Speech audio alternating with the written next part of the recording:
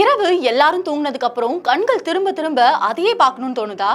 நீங்க ஏதோ சொன்னீங்க, ஆனா என் காதுல இது ராங்கா விழுந்தது. என்னதான் புரண்டு புரண்டு படுத்தாலும் இரவு தூங்குறதுக்கு முன்னாடி குறைஞ்சபட்சம் 1 மணி நேரமாவது இதுல செலவு பண்ணலனா நாள் போகாதுன்னு சொல்றவங்க பல பேர் இருக்காங்க. நீ நினைக்கிற மாதிரிலாம் ஒண்ணு இல்ல. வீட்ல இருக்க எல்லாரும் தூங்குனதுக்கு அப்புறம் நம்ம செல்போனை எப்பவுமே கையில வச்சுக்கிட்டு எதையாவது பார்த்துட்டு தூங்காம ரொம்ப நேரம் முழிச்சிட்டு இருக்கிறது வழக்கமாய் போயிடுச்சு. பல பேருக்கு அன்றாட வாழ்க்கையில இது ஒரு அங்கமாவே மாறிட்டு வந்துட்டு இருக்கு. இரவு 2 மணி வரைக்கும் கண் முழிச்சு செல்போன் பாக்குறீங்களா? அப்போ உங்களுக்கு ஒரு கேள்வி, யார பழிவாங்க இரவு 2 மணி வரைக்கும்லாம் கண் விழிக்கிறீங்க? தூக்கத்தை தள்ளி போட்டு பழி வாங்குதல்னா என்னன்னு தெரியுமா? தெரிஞ்சுக்கலாம் வாங்க. பெரும்பாலான மக்களுக்கு அவ்வளவு சீக்கிரம் தூக்கம் வராது.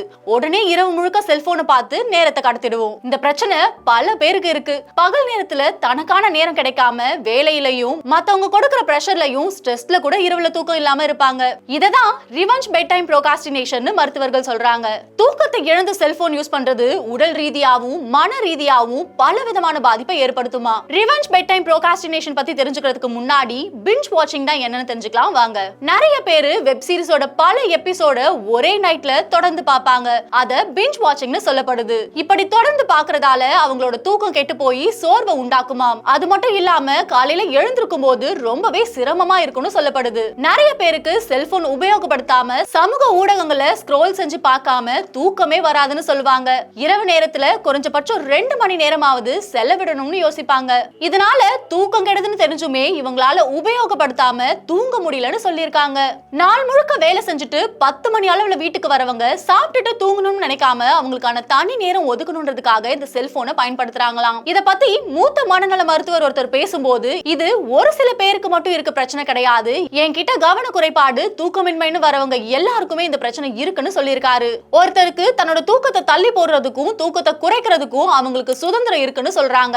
ஆனா இப்ப இருக்க தலைமுறையினர் ஃபியர் ஆஃப் மிஸ்ஸிங் அவுட், அதாவது தன்னுடைய நண்பர்கள் கூட்டத்தில இருந்து நீக்கப்பட்டுடுமோ என்ற பயத்தினால ஆன்லைன்ல அதிக நேரம் செலவிடுறதாவும் நண்பர்கள் கூட செல்போன் மூலமா தொடர்புல இருக்கிறதாவும் மருத்துவர்கள் சொல்றாங்க. நம்ம வாழ்க்கை முறை எவ்வளவுதான் மாறி இருந்தாலும் நம்மளுடைய உடல் பல ஆயிரம் வருஷமா இரவு நேரத்துல தூங்கிதான் பழக்கப்பட்டு இருக்கு. அத வலுக்கட்டாயமா மாத்தணும்னு நினைச்சா நம்ம உடம்புல இருக்க சுரப்பிகளோட சமநிலை மாறும்னு சொல்லப்படுது. அதிக நேரம் டிஜிட்டல் ஸ்கிரீன் பாக்குறதால மூளையோட வடிவம் மாறும்னு பல ஆய்வுகள் சொல்லுது. டிஜிட்டல் ஸ்கிரீன்ல இருந்து வர நீல நிற வெளிச்சத்தை கண்கள் பார்க்கும்போது இன்னும் இரவு நேரம் வரலன்னு மூளை கருத ஆரம்பிச்சிடும். அதனால உடல் ஓய்வெடுக்க தயாராகாது.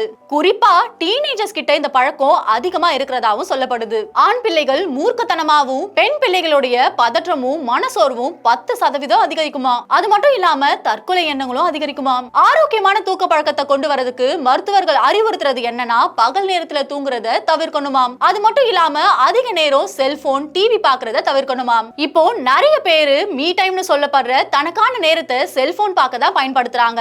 அது தன்னோட சுதந்திரம்னு கருதுறாங்க.